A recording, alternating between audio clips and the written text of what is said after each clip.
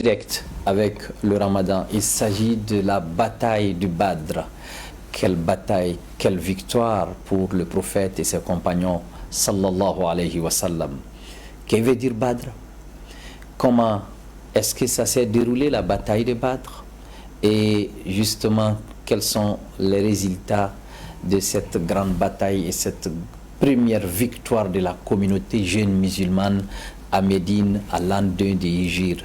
Ne manquez pas ce rendez-vous, Inch'Allah, avec Dr Tidjane Diarra. Assalamu alaikum wa rahmatullahi wa Ustaz Dr Tidjane Diarra. Wa alaikum salam wa rahmatullahi wa barakatuh. Cheikh Ustaz Imam Al-Hassan Ba.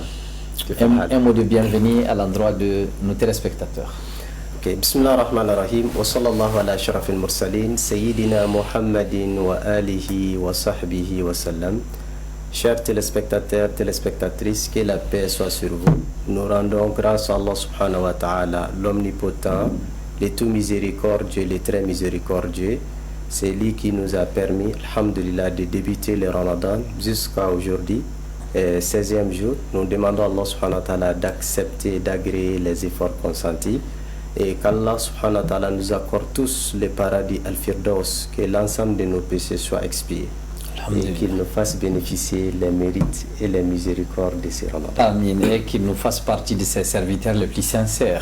Ceux qui auront l'accès facile au paradis pas par n'importe quelle porte, par la porte de Ar-Rayyan, la porte exclusivement dédiée aux jeûneurs. Parce que jeûner aujourd'hui à Bamako, dans ce mois de mars, c'est une pratique et un exercice très difficile. J'avoue que c'est très difficile. Seule la foi peut nous aider à nous soulager, à soutenir justement à mener à bien cette mission divine. Revenons à notre mouton, comme on l'a dit. Que veut dire Badr? Et pourquoi parle-t-on de Badr maintenant? Avant de répondre à cette question, je dirais que la communauté musulmane cette année, notamment celle du Mali, celle de l'Arabie, oui, celle des pays du Sahel de façon générale, sont honorés. C'est une épreuve de faire le Ramadan dans le mois de mars. Mais nous, c'est un moyen pour nous de nous mémorer, de penser. Et surtout d'essayer, même si on a manqué à la bataille de Badr, mais c'est notre Badr aussi. Allahu Akbar. Mars, en quelque sorte, c'est vraiment vivre la bataille de Badr, on live, comme on dit. C'est ça. Donc c'est une présentation 3D, comme certains le disent. Badr, c'est un grand événement.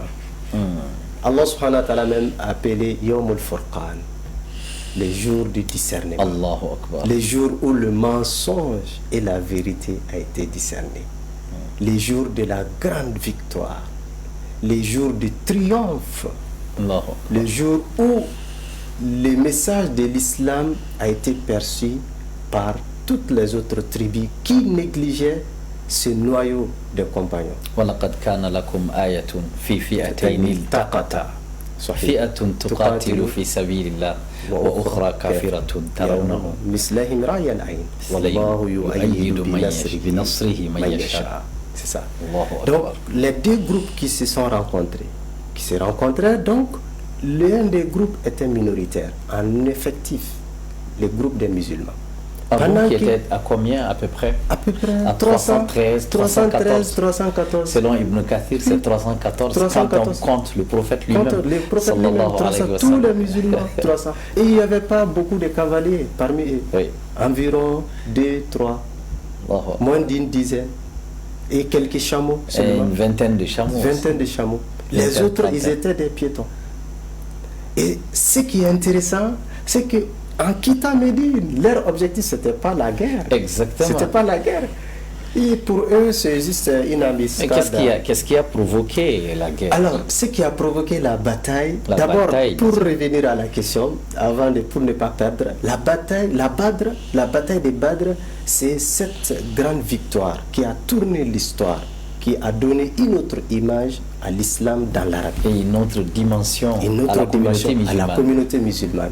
Qui s'est sous-estimée. Qui s'est sous-estimée. Mais qui arrive à relever les défis. Exactement.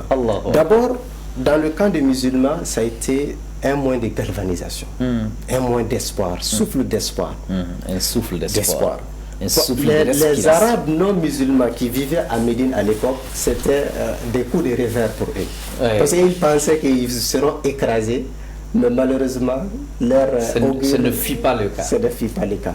Les Juifs qui vivaient à Médine aussi, qui attendaient une telle occasion de revers des musulmans, de la défaite des musulmans, ça a été... Pour rebondir sur les musulmans. Mais ça a été malchance pour eux aussi.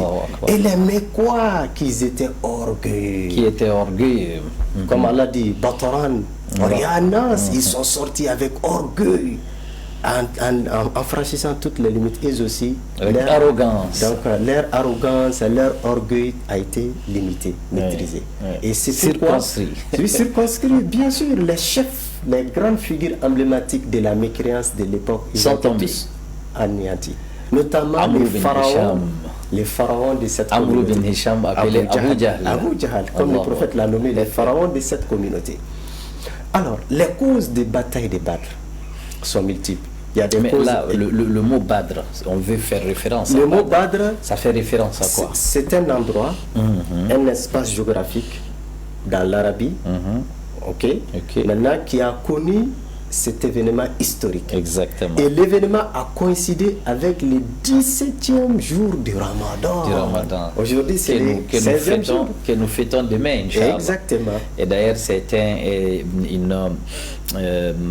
une localité non loin de la ville de Médine en son temps, à peu près à 150 km. Exactement. Et à 300 km de la ville de Mecque. Tout à fait. Ouais. Et puis, ce qui est important, c'est que c'était la première année où le Ramadan fut prescrit. Allahu Akbar. Le Ramadan a été prescrit le mois de Sha'ban. Le tout premier Ramadan. Tout premier Ramadan. Et la toute première grande bataille. Que le prophète même a conduit. Parce que avant, il faut rappeler qu'avant le Badr, depuis la première année de l'Hégire, le prophète il a envoyé quelques bataillons et lui-même il est sorti à la tête de quelques hommes pour corriger les Mécois. C'est-à-dire le prophète, quand il est venu à Médine, sans oublier que les Mécois l'ont poussé de quitter. Ils ont voulu attenter à sa vie. Lui et ses compagnons, ils ont quitté la Mecque. En quittant la Mecque, ils ont laissé leurs richesses, leurs biens, leurs propriétés. Ces compagnons qui étaient séquestrés, malmenés, boycottés, ont vu vraiment leur fortune. Je veux dire, on vit leur fortune arrachée, confisquée, comme on l'a dit. C'est ça. C'est ce que les Mécois. C'était une violence avérée. Le cas de Souhaïb Roumi. Lui qu'il avait une richesse. Les Mécois ont dit, bon, toi, tu es un étranger ici. Tu n'es pas un natif de la Mecque. Donc, soit qui représentait l'Europe auprès du prophète sallallahu alayhi wa sallam.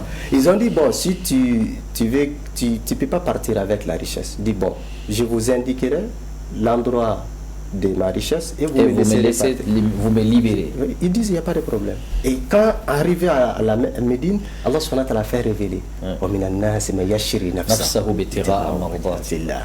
et des personnes qui se rachètent auprès d'Allah. Donc les musulmans qui renoncent à leur fortune, bien sûr, seul rien qu'à cause d'Allah subhanahu wa ta'ala. Donc ces fortunes laissées par la communauté musulmane, les prophètes, les compagnons à la Mecque, que les Mécois ont confisqué. Maintenant, les musulmans, ils étaient dans leur plein droit de récupérer, de restituer leurs biens. Et c'est pourquoi, quand le prophète il est venu à Médine, chaque fois, il a tenté de récupérer quelques caravanes. Mais les tentatives ont échoué. La première tentative, c'est Abu Jahl même qui était à la tête. Ils ont échoué. Ils ont échappé. Badr Sughra. Après Abu Sufyan, ils ont échappé. Donc, le prophète, qu'est-ce qu'il a fait? À la fin de la première année, au début de la deuxième année, il a envoyé un groupe d'espions qui était conduit par Abdullah ibn Jahsh. Leur mission, le prophète a dit, n'ouvrez pas la lettre, l'ordre de mission, que après 2 jours de trajet. Parce que les missions étaient très risquées. La mission était risquée. Oui. Après 2 jours, il a ouvert l'ordre de mission. L'ordre de mission, c'était quoi? Allez-y à côté, à la porte de la Mecque, et prenez des renseignements. C'était très risqué. Et le messager, il a spécifié, parmi tes compagnons, ceux qui ne souhaiteraient pas se rendre à la Mecque, il faut les libérer. Ils sont allés à cette mission très très dangereuse. Une mission secrète, top secret. Top secret. Parce que le prophète, il a voulu cette fois-ci faire un coup qui ne va pas échouer. Les tentatives précédentes, ils ont pu échapper la caravane. Il dit cette fois-ci, il va prendre toutes les informations de la sortie des caravanes. Parce que les Mekouas, ils étaient habitués à ces voyages-là. Allah nous dit dans le Coran, dans la sourate Quraysh, il a fihim rihlata shita'i. Mais cette ingénierie de stratégie, cette ingénierie de formation et management d'information, ça fait référence à quelle dimension de notre prophète? Parce que c'était un prophète, mais également c'était un chef de guerre aussi. C'était un leader. C'était un grand leader. Allahu Akbar. Le prophète, il fut le plus grand leader que la terre ait porté. Allahu Akbar. Le plus grand leader. Que l'humanité ait jamais connu. Connu, bien sûr. Ouais. Donc son leadership était dans son leadership, dans tous les sens. Il y avait le management de la guerre, de la bataille, la gestion des ressources humaines, bien sûr, des Sahaba, la gestion économique des ressources potentielles qui ont toujours existé. C'est pourquoi quand Amr ibn As s'est converti, 4 mois après sa conversion, le prophète l'a confié de diriger un bataillon dans lequel il y avait Abu Bakr et Omar.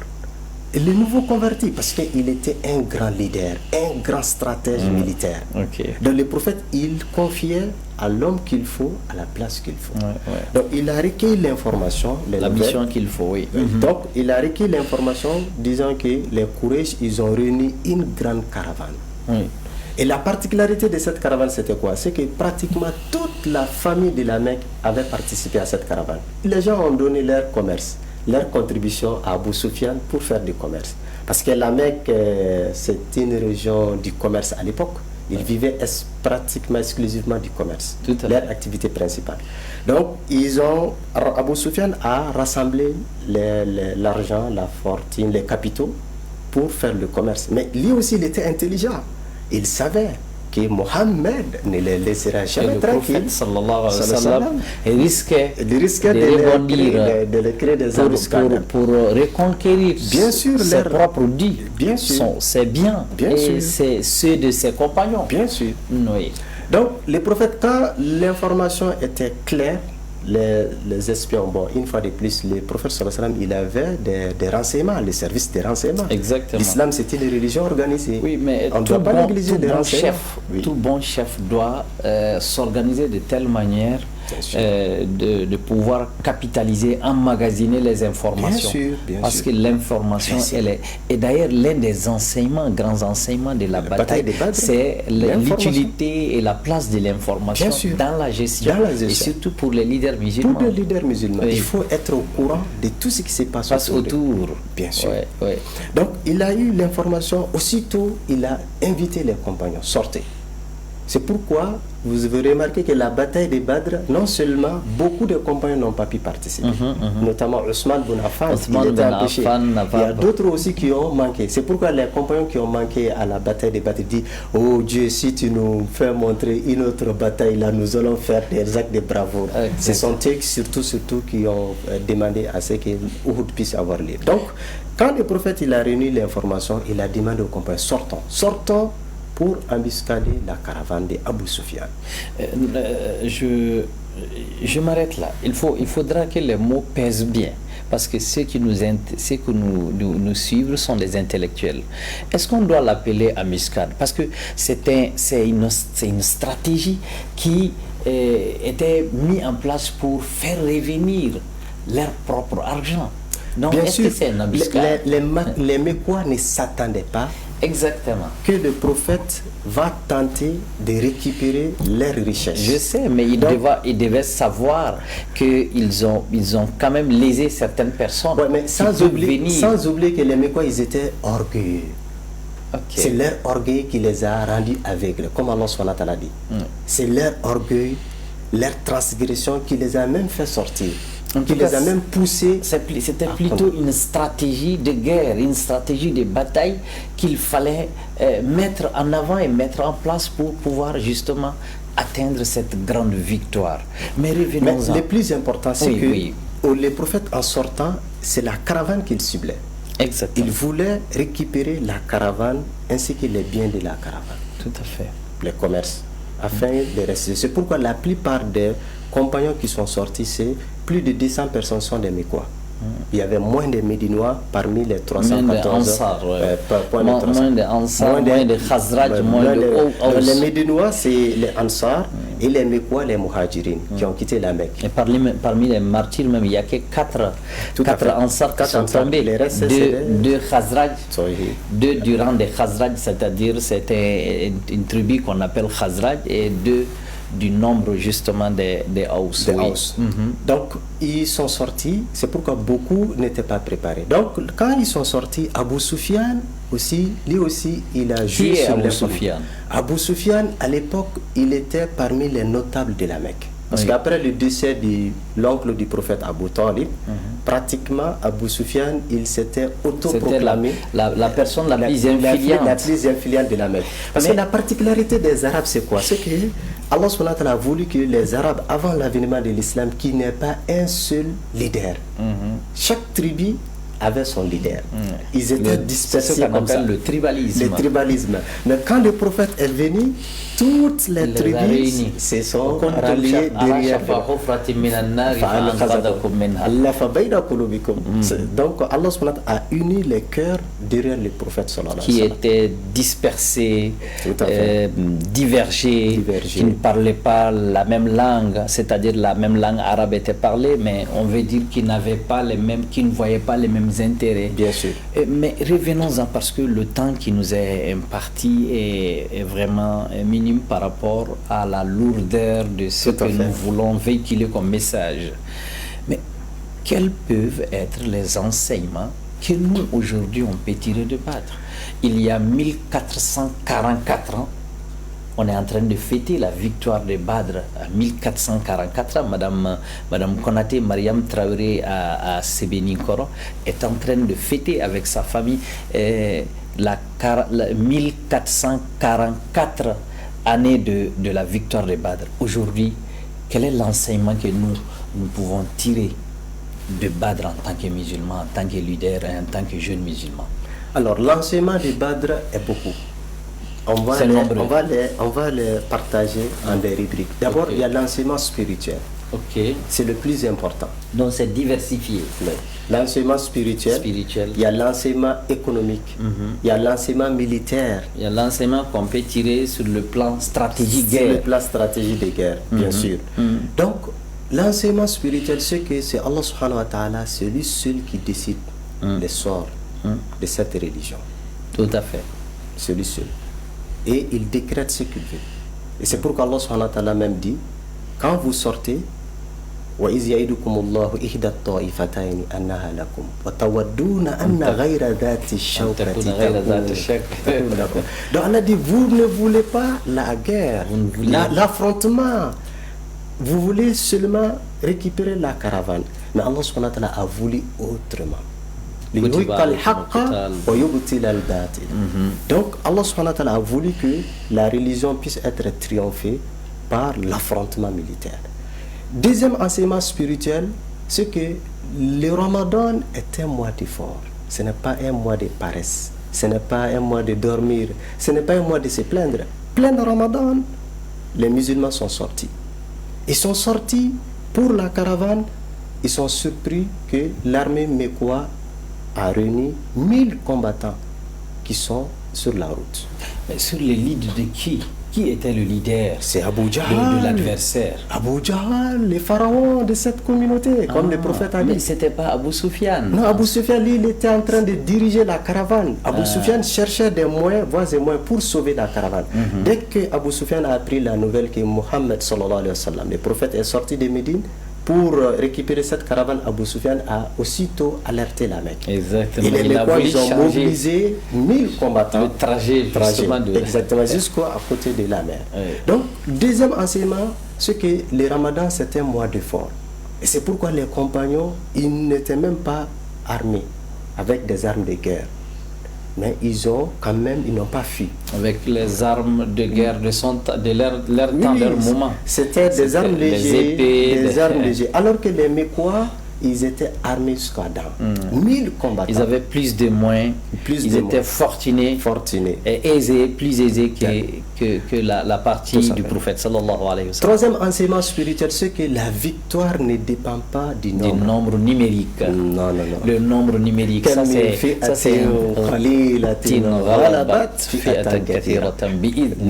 Wallahu ma'as-sabir. Il y a une conditionnalité, la patience et la persévérance. Donc la victoire demande de la foi. Quand vous avez la foi, même sur le plan matériel, équipement, vous êtes moins avantagé. S'il y a la foi est là, vous n'avez rien perdu. Mais si la foi n'est pas là, c'est problématique. Et c'est pourquoi cette foi, elle est capitale. C'est cette foi qui caractérise l'individu musulman. La différence entre un individu musulman et un individu non musulman, c'est sa foi. Est-ce qu'on peut rendre scientifique cet enseignement, et surtout à l'endroit de nos braves soldats qui sont au front aujourd'hui et qui affrontent un ennemi asymétrique et souvent qui est doté des moyens colossaux? Qu'est-ce qu'on peut dire à nos braves soldats, à nos frères qui sont au front? Le nombre numérique importe peu. Ce qui est ce dont on a besoin pour la victoire. Il s'agit d'un engagement du cœur et d'un engagement total de notre fort intérieur pour pouvoir décrocher la victoire. Oui. On a beaucoup de moyens de galvanisation. Imaginez quelques années derrière, au temps de nos ancêtres, quand les colonisateurs ont pénétré, les pénétrations coloniales, les grands guerriers qu'aujourd'hui nous sommes fiers de dire que nous sommes le Mali de ceci, cela. Ils ont fait face à ces gens-là. Ils n'avaient pas de moyens. Tout à fait. Mais ils n'ont pas fui. Samori Touré, Samori Touré qui est une fierté pour toute l'Afrique. Plusieurs années, plus de 2 décennies de combat avec une partie très lourde. Un adversaire lourdement armé. Mais ils n'ont pas fui. Ils n'ont pas fui. Mais en fin de compte, c'est cette détermination. En fin de compte, qu'est-ce qui se passe? Les envahisseurs, ils ne peuvent pas résister. Il faut qu'ils voient en nous une détermination. Quand on est déterminé, on est engagé, on ne veut pas trahir son engagement, il y aura la baraka, la sakina et la quiétude d'Allah viendra. Allah va nous éprouver, voir est-ce que vous êtes véridique, est-ce que vous tenez à votre engagement. Si vous restez, vous n'avez rien, votre moyen est arrivé au bout, Dieu manifestera sa miséricorde. Et la bataille des Badr nous enseigne maintenant de cette leçon de spiritualité. La bataille, il y a beaucoup de leçons de spiritualité. Un quatrième leçon spirituelle avant que l'on progresse. Il nous reste 4 minutes et Mme Diarra Aïcha Maïga nous suit. Le pouvoir du doigt, l'invocation. L'invocation. Le prophète, Dieu l'a promis la victoire, mais il a invoqué Allah. Il a invoqué. Il dit, oh Seigneur, si ces groupes sont vaincus aujourd'hui, tu ne seras plus adoré sur terre. Il a invoqué jusqu'à ce que Abu Bakr est venu dire au prophète, ton Seigneur t'a entendu, il te répondra. Il insistait des doigts. Donc le musulman, il ne faut pas dire qu'on a des équipements, on a ceci, cela. Il ne faut pas se confier au matériel. Mais il faut toujours placer sa confiance sur Allah, et invoquer son assistance. C'est pourquoi Allah dit وَلَقَدْ نَصَرَكُمُ اللَّهُ بِبَدْرٍ وَأَنْتُمْ أَذِلَّةٌ. Dieu vous a secouru les jours de bataille pendant que vous étiez minoritaires. Et il dit وَمَا رَمَيْتَ إِذْ رَمَيْتَ. C'est Dieu qui a lancé.